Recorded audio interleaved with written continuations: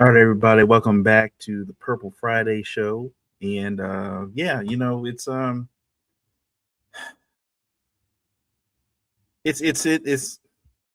been a wild year already for the Baltimore Ravens. And I read an article this morning. They were talking about how a year that went from Super Bowl or bust to win or else, and I'm like, that's literally probably the perfect saying right now for what this team is going through. Adversity is one of those things that, a lot of teams, I think, well, all teams for the most part go through during any professional season, whether it be college, high school. We just had um, shout out to St. Francis Academy for winning the overtime national championship. They won last night. I think they beat a team from Utah, if I'm not mistaken. So shout out to them for that win. But yeah, going through adversity is part of the game, right? Adversity is just part of the sauce, on the burger or the sandwich that is the season. It's just a part of it. And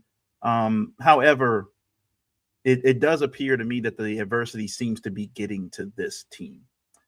I'll start with Lamar Jackson. He didn't practice again this week. He had a rest day on Wednesday. I think today he actually had a press conference, and I think some reporters kind of gave him some questions about, pretty much defending these rest days. He's been having these rest days since he's come back. And I think the Ravens have won one game out of the last four, since he's had these rest days. A lot of people, are speculating, when they're going through these practices because of the CBA rules, they don't have as many padded practices anymore. And it feels like on, certain weeks that they don't practice a lot of different things, or if Lamar's not out there, he's not out there getting a whole bunch of reps and, kind of defending, hey, Lamar, should he be out there full reps? And I mentioned in the last show, when Steve Smith was talking about going through the hamstring injuries and the treatment, a lot of guys, and this is not just Lamar, but plenty of guys who are currently going through treatment, whatever that may be for the injuries they have, are not practicing fully. They literally have to go through, the rub downs. They got to go rehab. They go in the morning. They go to meetings and stuff. And a lot of times they said most of the day they're spent in the treatment room. They're not really with the guys like that. They kind of eat breakfast and lunch by themselves, or because they're on different schedules. Like the guys are going to do this or whatever, but Lamar's got to go to the cafeteria and get something this, and he's got to head back to the treatment room. So he's spending a majority of time with his trainers. Not really spending a whole bunch of time when it comes to in the locker room. Like you see when the guys get into the locker room, guys are there, showing up. Lamar's already in the treatment room, down the hall or something, getting injections or whatever they may be for, those things that are ailing him. So I feel like the vibes are definitely off with this team for the simple fact that they're just not connected. They're not connected right now. And I know a lot of people can say, well, why doesn't Lamar just go full time? Why doesn't Lamar just go full speed and stuff like that? I think if that were the case, that would already be happening. I think if Lamar, knowing the concert situation that's coming up at the end of the season, if Lamar was deciding to hold out or whatever they may be, or choosing not to work out or choosing not to practice, I think there's some stuff would have leaked out already from the castle about Lamar choosing not to practice. I think that would have happened already. None of that has happened.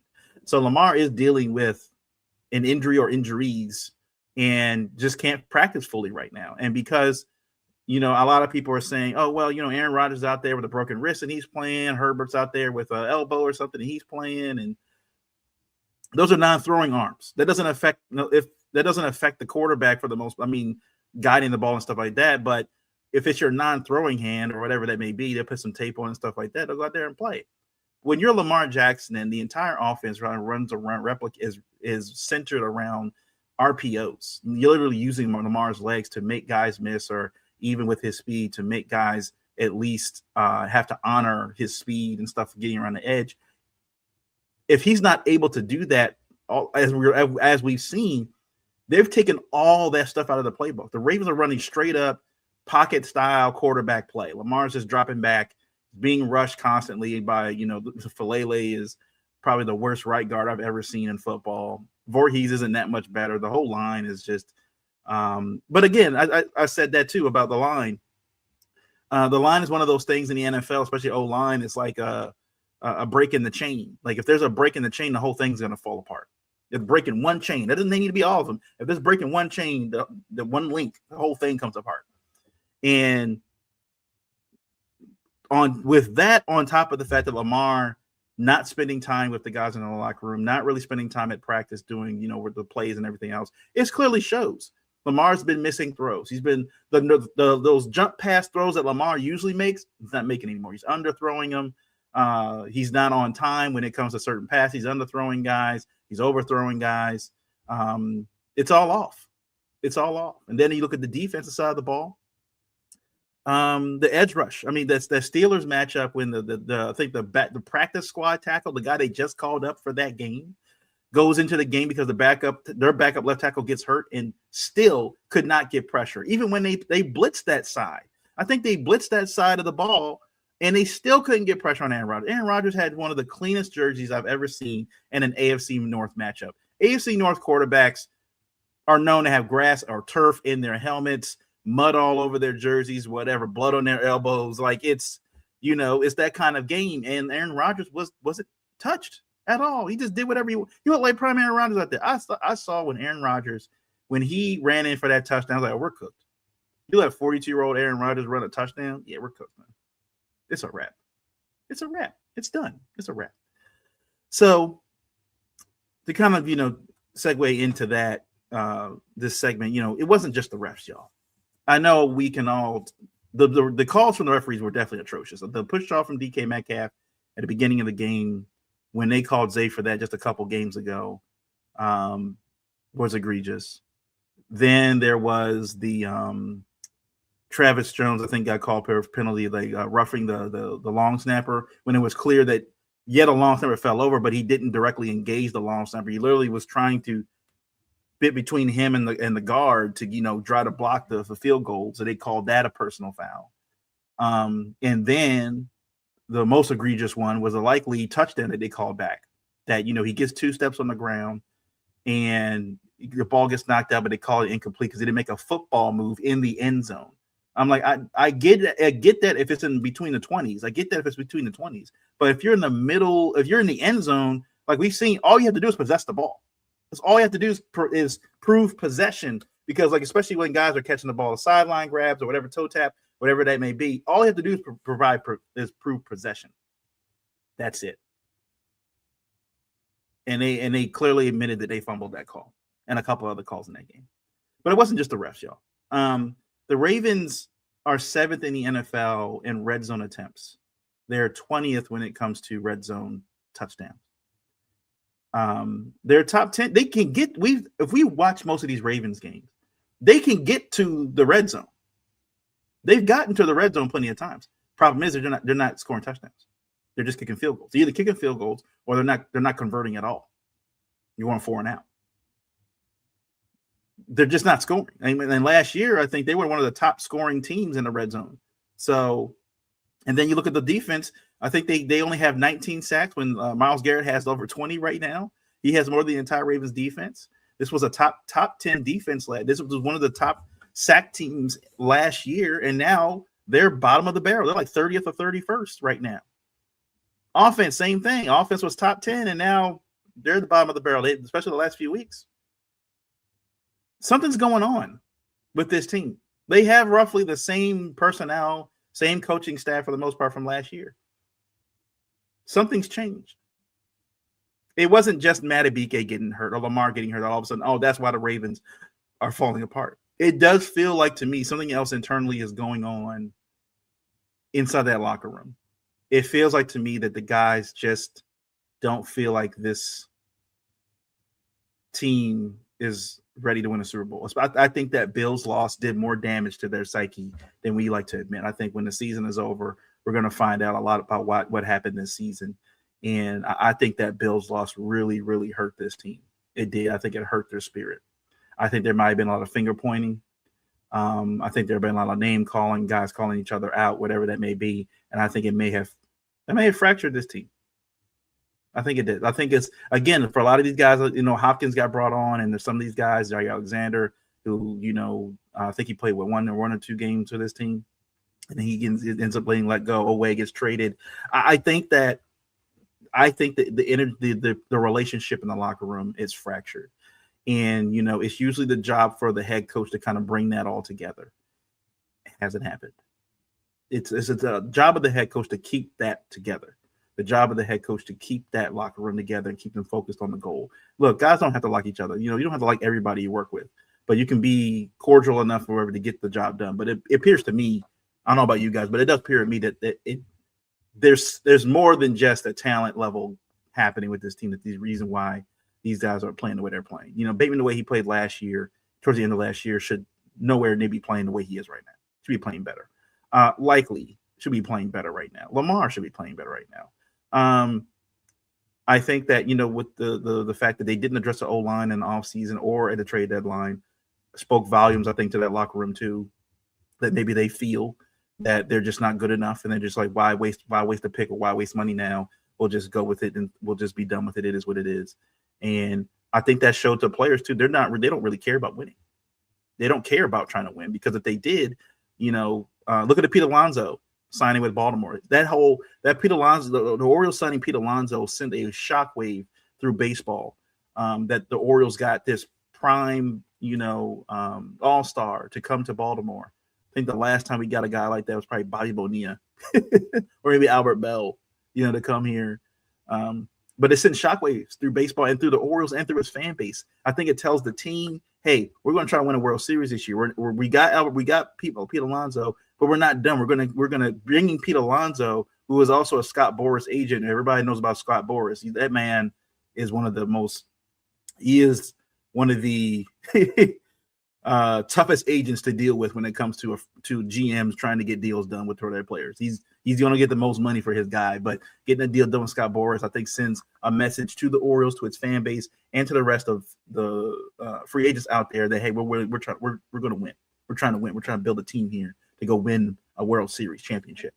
And I think for the Ravens on their side, not going out in free agency, not going into the trade deadline, when we saw other teams who are in a playoff rate or who were at the time still very comfortable and in playoff position, in the division, still making moves to get better. And we saw the Ravens didn't do anything. We saw the Ravens do nothing. They got what's his name, that lineman that we got from the Titans. I can't remember his name right now. We got him, but that wasn't what they needed. If you were going to get anybody, they needed an edge rusher. They were like, go get Max Crosby, man. That would, I think, send a message to the team. We can still win this thing. I know we're down and out right now, but we can still go win this thing. But I think the moves that they made too also just sent a message to the team, like it just feels like they're fine with where they are. That if we're lucky enough and things fall our way, great. No, but for now, we're not really going to try too hard to go win. So I think this could bleed out into the offseason for sure, and could become an issue. I think for guys like Lamar and maybe some other players that are trying to win. We'll see what happens there. But segue into the next segment, I just believe Harbaugh and EDC are playing in our face as fans. They constantly come out here saying, we see EDC every year talking about these comp picks, and we have opportunity to go draft players and, opportunity to go and get some good talent on this team. And I think the Ravens used all their picks last year. I don't think they traded up to get anybody. I think they used all their picks last year, this past season, this year in this draft. Well, a few guys have played. We've seen several of the guys, whether through injury or whatever, just have never suited up either, or they didn't make the team, after training camp was over. And it's for the last few years, I'm asking people, I asked the guys, Trey and Travis, I'm like, when have we seen any of these comp picks? Like, if you look at the comp picks the Ravens have picked up, when have we seen any of these guys do anything for us? They've been practice squad players at best, or they've been cut, or they've used them as they traded them during the season for maybe some more of the comp picks or something like that later down, a 5th round or 6th round pick or something. When did these comp picks ever actually worked out? So I think fans are tired of, we're going to hoard all these picks so we can get 12, 13 picks in a season. It doesn't work. It hasn't worked. Everybody's like, go trade some picks up and go get somebody that's worth getting. Go trade those 2, 3, third rounders or whatever, and a player to go get somebody, move up in the first round and move up in the high second round and go get somebody that can actually make an impact on this team. And then on EDC side too, constantly drafting these injured players. You draft Voorhees, who tore his ACL. You draft Ajabo, who tore his ACL in his pro day. Bateman came in with a foot injury, constant foot injury. Zay Flowers came in with a foot injury. I don't know what's with the Ravens and drafting injured football players, and they think that it's like the Ravens love going to Dollar Tree and trying to find some bargain deals or something for somebody. Like, no, it's going to fall apart. It's going to fall apart after one use. I think the Ravens feel like they're smarter than everybody else, and they're just going out there. They're making these these moves that oh man, this looks so genius. And then ESPN and whoever constantly gives the Ravens these A+ on their drafts, but it hasn't done anything. They spent the last 3 years trying to draft edge rushers, and none of them have panned out. Mike Green leads the team with 2 sacks. Now, granted, he's a rookie. I'll give him credit. He's a rookie, so I wasn't expecting too much from him anyway. But to lean on your rookie to be your lead edge rusher was not the formula to go win football games. Leaning on Malachi Starks to be your star free safety was not the formula to go win football games. The point was these guys were supposed to be either like a Robin to somebody's Batman, right? That was the whole point this year, so that they can come up, realize what they need to do to be a veteran and stuff like that, and ease them into these games, get them more snaps and stuff instead of throwing them out there to the wolves. It doesn't work that way. Not for the Baltimore Ravens. And I think it all comes into question the getting these guys ready for football. I feel like you throughout the season, you see for most teams, you see guys progress. You see guys get better, right? You see guys learn new skills. You see guys, hey, where he started in week 1, he's doing this a lot better now in week 13, week 14. But I don't see that from the Ravens. I haven't seen anyone get better. Everybody has regressed. Everyone. I think they said Roquan's doing a lot better in coverage right now, but that's fine. But you're still not. Coverage is fine, but you're not sacking the quarterback. You're not getting to the quarterback. Everybody's regressed. Colin Hamilton, even in that Pittsburgh game, was a non-existent. I don't know if that was just a good job by the Steelers or the Ravens just didn't do a good job of, scheming him up to get to Aaron Rodgers. And we've said it before, if you're having to send 6 or 7 to go sack the quarterback, you're in trouble. If you can't go get there with 4, you're going to be in big trouble. Yes, you can send 5 or 6 from time to time to, overwhelm the quarterback, but that shouldn't be every play. And so, like I said, the development of these guys is lacking. We constantly see on special teams with Chris Horton as coach how awful they are. Like, since Chris Horton has been there, the Ravens special teams is one of the worst ranked special teams in the NFL. They're constantly getting penalties. I don't know how many times I've seen Tyler Luke have kickoff penalties for kicking out of bounds or not kicking into the landing zone. And I don't think Tyler Luke is a bad kicker. I think that he shouldn't be doing kickoff duties. He's fine kicking field goals. He's been fine for the most part this year as a rookie kicker. He's been fine. But kickoff duties, I'll give it to Stout. Stout's actually been pretty good. Stout's been good. And they said Stout used to do that at Penn State. Stout used to do kickoffs at Penn State. Just have him kick off.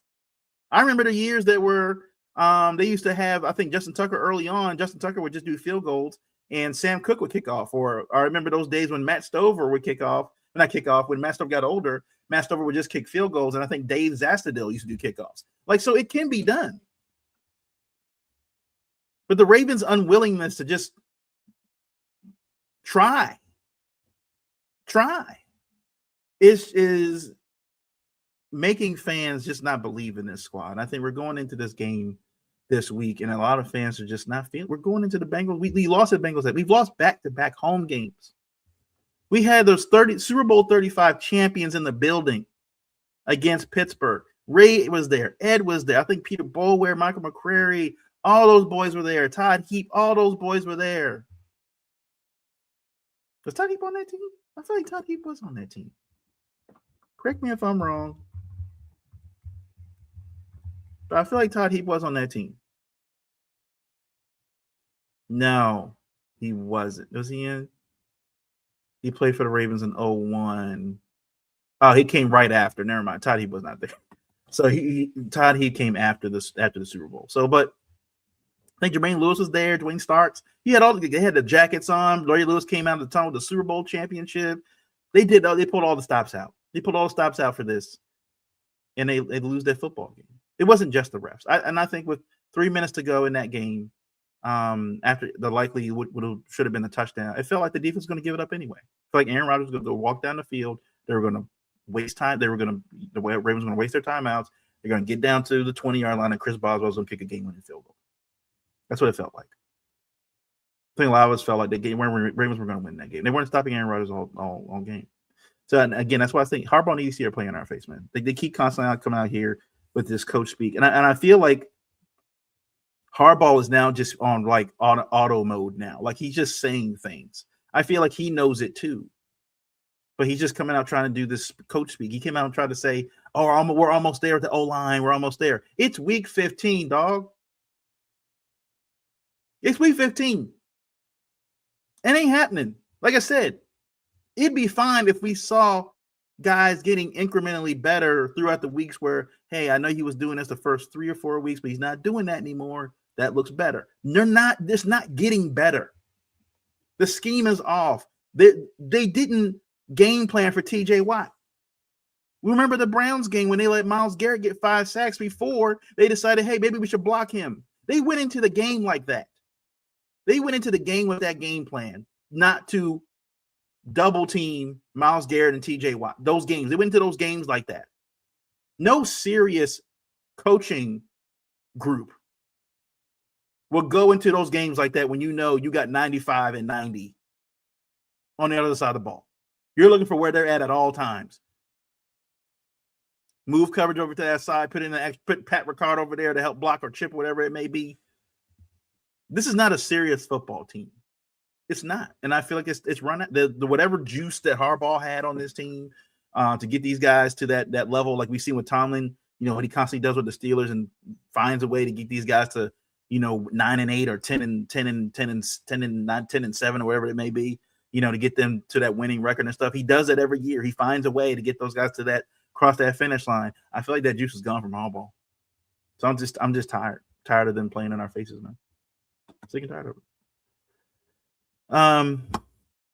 So week 14, NFL stories.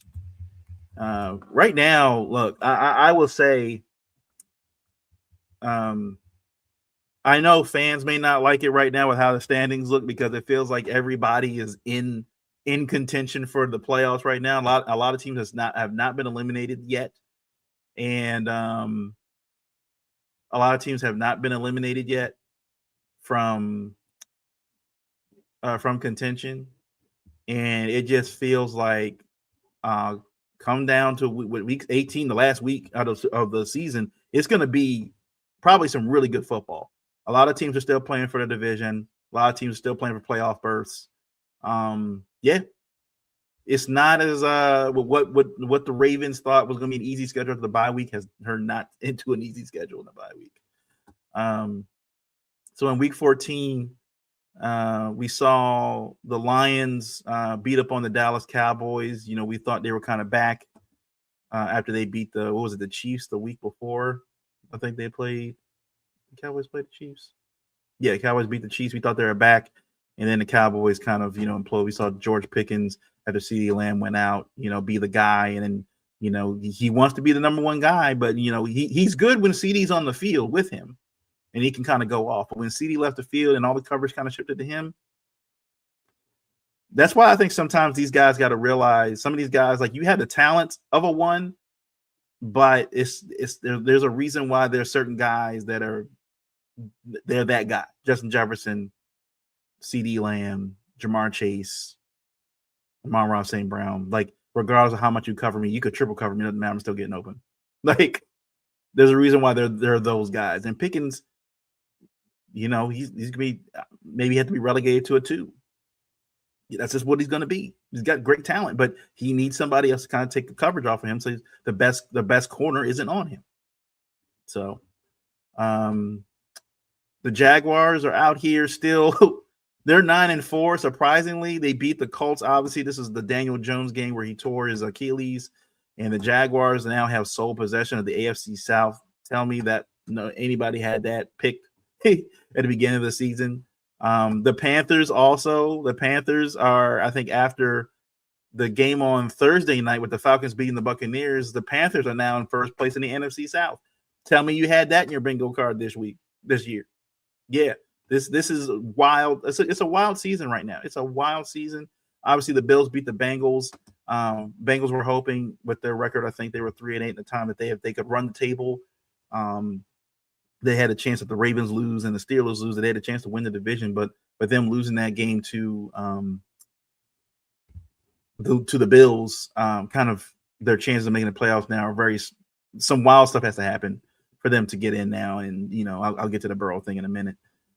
Talk about that. But the Buccaneers appear to be falling apart. They've lost 2 straight games now. They lost on Sunday to the Saints. Now they lose again to the Falcons. They appear to be just falling apart. It used to see that with Mike Evans in that Falcons game. He's getting off the field cursing. He was on the field cursing, like he was fed up. He's been dealing with injury all season, and he finally came back. And they could be missing the playoffs. And trying to think what else here. And the Texans beat the Chiefs on Sunday Night Football, and Pat Mahomes didn't look good at all. This is also the Texans look dangerous as well. The AFC South has now become one of the most competitive divisions in football. And the Eagles lose to the Chargers. They went 22-19. Chargers beat them 22-19. This was the game that Jalen Hurts turned the ball over 5 times. And he hasn't looked great. And, a lot of people are calling for Patullo's head, calling for Jalen Hurts' head now, too. I don't want to just stay on that story too long, but the Eagles, the teams that you expected to be good at this time of year aren't good right now. The Panthers are good. The Jags are good. The Texans are good. The Bears are good right now. And the teams you were not expecting to be good are good, and the teams that you're supposed to expect to be good are not good right now. It's just a weird season. But how things play out, it's going to get very interesting how this thing shakes out.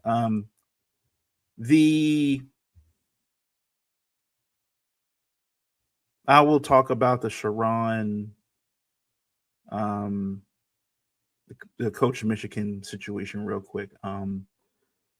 Obviously, it was found out that he had a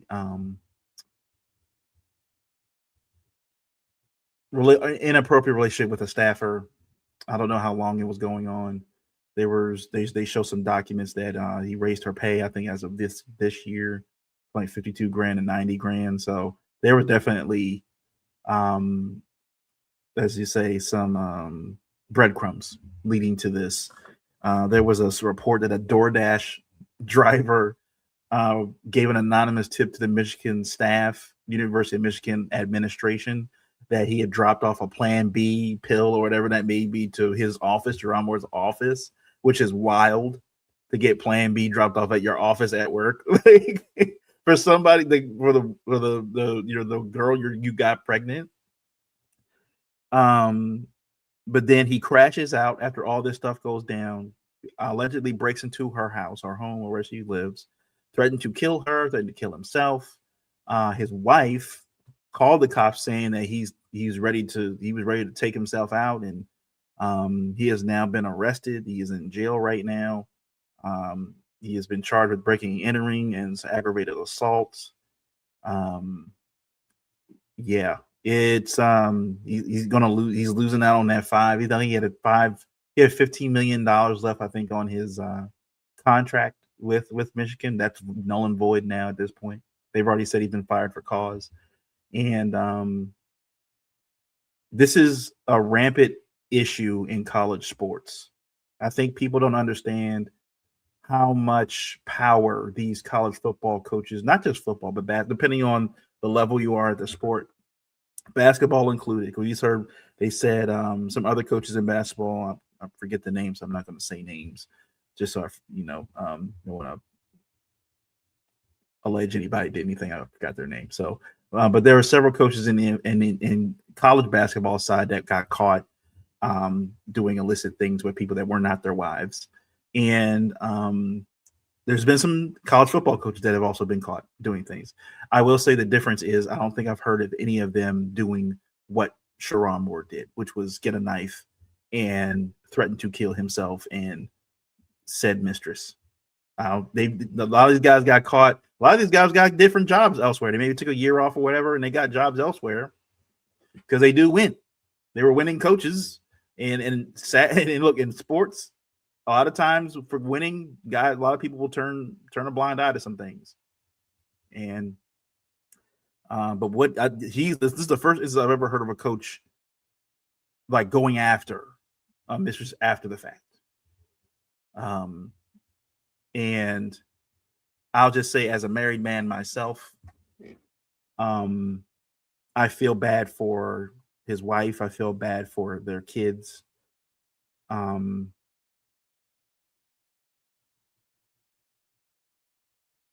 it's just, I'm sorry. There's not a lot of sympathy I have for guys that do that. It's one thing to make a mistake. It's one thing to make bad, but it's another thing to make bad decisions. That was a bad decision. You knowingly, I think most of the contracts for these college coaches, whether it be football or basketball, constantly mention in the contract to not have relationships with anybody in your staff, because you are the head coach, because you literally control all their livelihoods are in your hands. You are not to have a romantic relationship with anyone on staff. Now, if he went out and was having a relationship with somebody that was, lived in the area or something like that, that's, for a lot of those coaches, that's what they end up doing. This man decides to have an illicit relationship with a staffer, and that's what happened.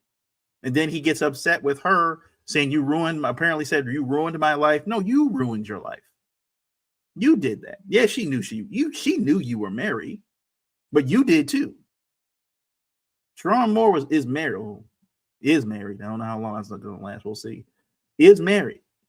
You knew that too. You have a wife and kids at home. I'm pretty sure he brought his wife and kids to meet the staff that the people that are on his staff. Probably had parties there, bring the kids to work events, stuff like that. Wife looking at the mistress' face, mistress looking at the wife's face. Don't know how much they knew about what was going on.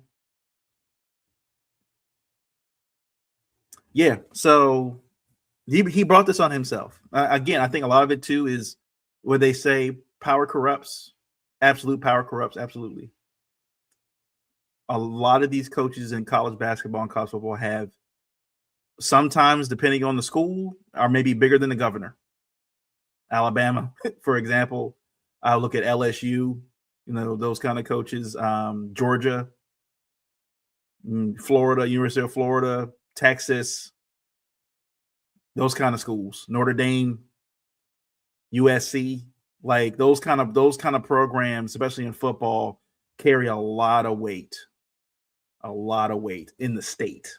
This is not just football. Like if them and the governor are beefing, they may convince the governor to get forced out. Like that's how much power some of these coaches have. Like you look at basketball with UNC, Duke, Kentucky, the SEC now that's becoming powers, but the old schools, Kansas, what's the other school that's in Oregon? Gonzaga. Those schools, that carry that kind of, those blue blood schools that carry that kind of weight in the NCAA. And a lot of these coaches have more power sometimes than the governors and in the mayors of the cities and the states. They carry a lot of power. They bring in a lot of money to the state, a lot of money. A lot of times these coaches are the highest paid employees in the state, millions of dollars. Like the buyouts for some of these coaches is insane. Like I think what was it? Brian Kelly's buyout for LSU was like almost around $90 million, something crazy like that. $90 million, something crazy like that. Like that's like you literally coach for 1 year, you get it doesn't work out. We still got to pay you $90 million. It's crazy. It's nuts. But yeah, off that, let me go to, before I end this one, Ravens Bengals preview. So as we know right now, for the most part, the Ravens are pretty healthy. They have most of their guys practicing. I think a few of the guys will be game time decisions. Keaton Mitchell will probably be a game time decision. Or Darius Washington was a full participant this week. Don't know if they'll put him in the lineup. We will see. Lamar, at this point, we expect him to play. I know on the Bengals side, T. Higgins is dealing with a concussion protocol, but I think he's already been ruled out. Shamar Stewart has also been ruled out as well. So they'll be without their best pass rusher. I think he was available in that last game, but he won't be available in this game. Harbaugh's already come out and said that 77 will be playing right guard, starting right guard for the game this week. So I don't know if Tez Walker's gonna be another healthy scratch. I'm not sure what's going on there. I think he's healthy, but they're just not playing him for whatever reason. The Ravens, I think, are favored right now. I think the line was -3 or +3 or -3 for the Ravens, which is basically a 6-point. They're 6-point favorites in this game because it's the home team gets 3 points, which I don't understand because based on how this offense is played and how this defense is played, had given up points the last couple weeks against better quarterbacks. I don't see why you would think the Ravens are a better team. Now, maybe with this Joe Burrow situation that's popped up and how he's kind of reflecting on his career already and saying how he's not having fun anymore playing football and got to find the fun again. And, sounds a lot like Andrew Luck when he retired early.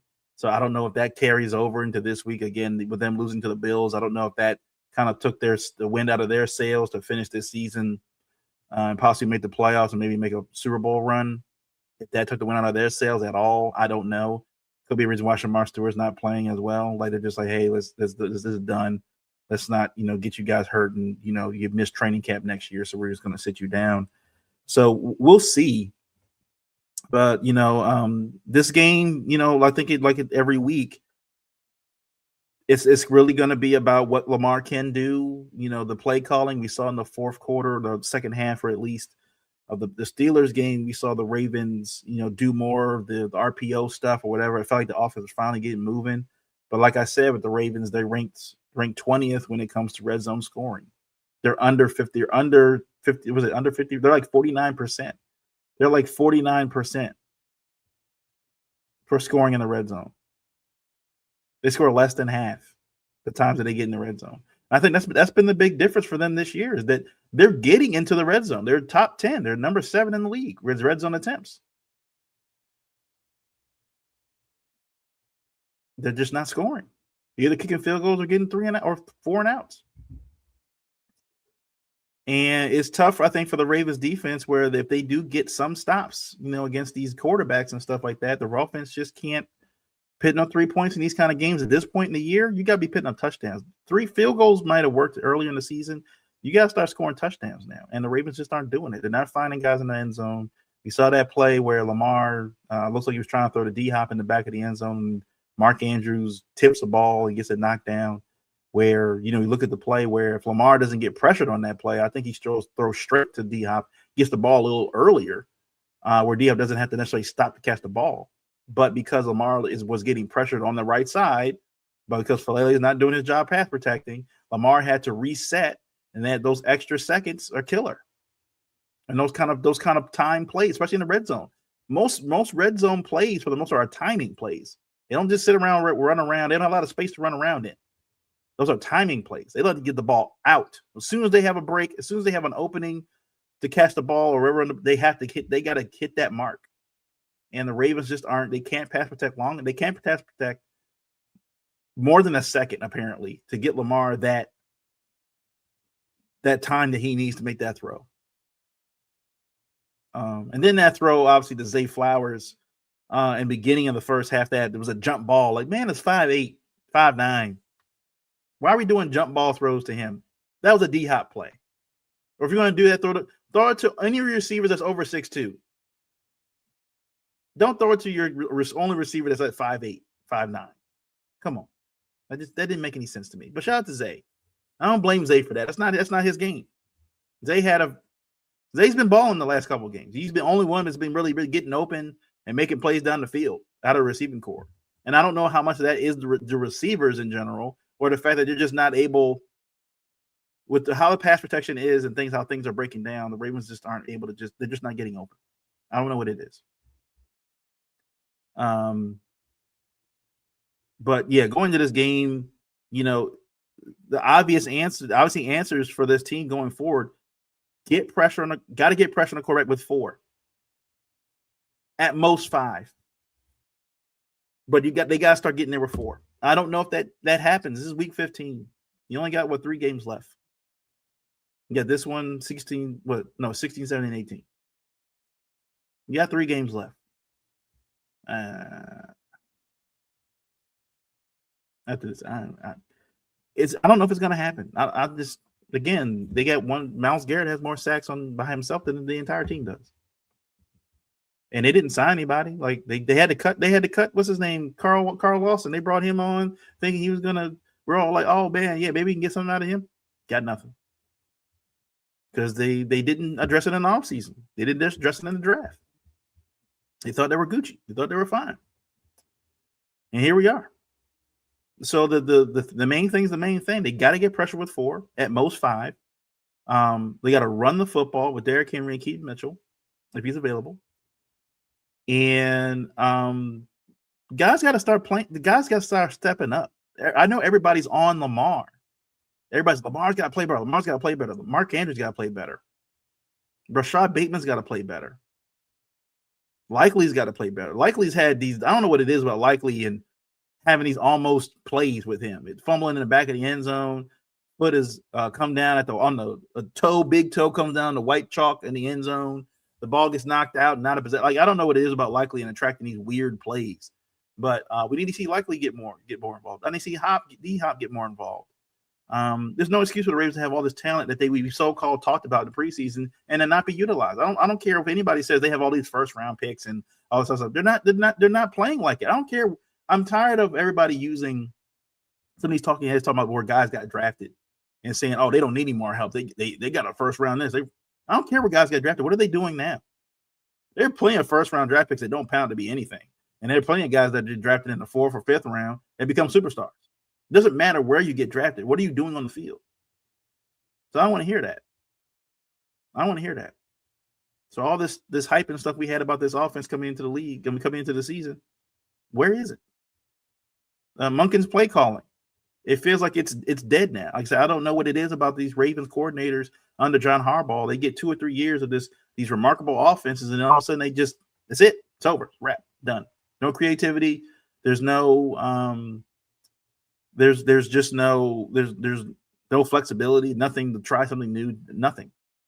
And I think part of it too is I don't think it's going to happen this year, but I was telling one of my coworkers today, I was like, I think a big part of it is too, I don't think Lamar has a lot of autonomy with this offense. I think they said you've been noticing the last few weeks the Ravens have gone back to this getting to the line of scrimmage with 10 seconds left.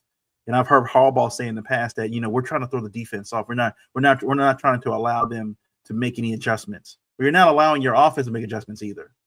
Lamar's getting to the line in 10 seconds and he's seeing something and he's like, crap, I can't check out of this play. It's too late. Time is ticking down. By the time you realize that, you got 8 seconds left. I can't check out of this play. I can't make adjustments. So, we're trying to. You should hope and pray. You should, if you have that guy in Lamar Jackson as your quarterback, then you should be able to believe that regardless of what the defense does and whatever they check to, your guys can get it done. At the end of the day, that's just sports. Baseball, regardless of the adjustments the team makes on defense, whatever like that, you have to believe that your guys, regardless of what adjustments they make, we're better than them. We're better. We can execute better. We're going to make this happen. They can do whatever they want on the other side. We'll make our adjustments. They make their adjustments. Let's go. That's at the end of the day. That's all that is. Man to man. I'm going to beat you to make this play. I don't care what adjustments you make. I'm still going to beat you to make. You can do whatever you want. I'm still going to beat you to make this play. And I think that's what the Ravens they're lacking there. I don't think the Ravens coaching staff, especially with how they game plan, appears to just they overcoach themselves. They're letting the guys go play. Let the guys get on the field and start talking to each other. I think that's also part of it too. I think that when these guys get into the huddle, they got 10 seconds left to go. They get into the line of scrimmage. There's no talking. Lamar just move, all Lamar does, I think, is just move one guy from one side of the field to the other. That's all he has time to do. Move Zay from left to right. That's it. He's not be able to tell the guard to do this. He's not able to tell the left tackle to do this. He's not be able to move coverage over. Hey, we need to move. Make sure you get this side. We're gonna guard this side. Pull. I need you to pull to this side. Tell the receiver a hot route to this, to there, whatever. Lamar has no time to do that. And I think that's the next phase of this for Lamar in his passing game. Lamar needs to get more autonomy in this offense and be able to control the game on the field. But I think Harbaugh has this concept of, I want the coaches to make the plays, not the players. The coaches are there fine to make, the game plan and everything else like that. But if guys are seeing something on the field that the coaches isn't, I would trust my players to go make that play. Like, hey, he's like in the helmet trying to get this play, and he's like, yeah, I see that, but I know I heard the play, but I'm seeing something else. I'm checking out of this play. And I feel like Lamar doesn't have the autonomy anymore. They've gone back to this, I want the coaches to be in charge of making all the plays and all the adjustments, when in reality, you need to be relying on your players to start making that adjustment. There's a reason why Ed Reed and Ray Lewis were so good. It's because they could talk. Ray Lewis had all the guys up front. Ray and Ed Reed was making the calls to the secondary. When they saw things, they could make adjustments and make things happen because they trusted their guys on the field to make the right call. And at the end of the day, I think that's what it is. You got to trust your guys to go make the right call. Here's the play. It takes too long for Lamar to get the play. He's calling out whatever the number is. Lamar's looking on his thing to try to get the play. And it's like, it's just taking too much time. Trust your guys to put the game in Lamar's hands, because it feels like it isn't. It feels like it isn't. So, yeah, at the end of the day, that's going to be the game. Just double teaming Jamar Chase. T. Higgins not in the game. Got to get pressure with 4. Running the ball, and guys just certain guys just got to step up and make plays on offense, man. They got to start scoring points. These slow starts are just killing them right now. Waiting until the fourth quarter to try to get it going, it's just not happening. It's not working. So, but my score for the game is going to be, T. Higgins is not in. I'm going to say 24-19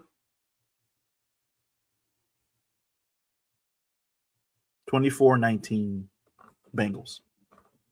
I just feel like the Ravens are going to go with a snowball the rest of the way. I just do. Now, I will say that's kind of my heart speaking. They're just going to snowball the rest of the way. I do feel like what the Ravens usually do, they'll actually shock some people, win a few games to make things interesting for Week 18, and then lose to the Steelers in the last game of the season and not make the playoffs. They've done this before. We've seen it happen. But Ravens get down to the last game of the season. It's either against the Bengals or the Steelers, and they end up losing that game and not making the playoffs. I feel like the Ravens, in my heart is saying they're gonna implode at today, like from Sunday. They're just gonna implode, and it's gonna be a snowball effect. But my mind is telling me, no, they're gonna make this interesting.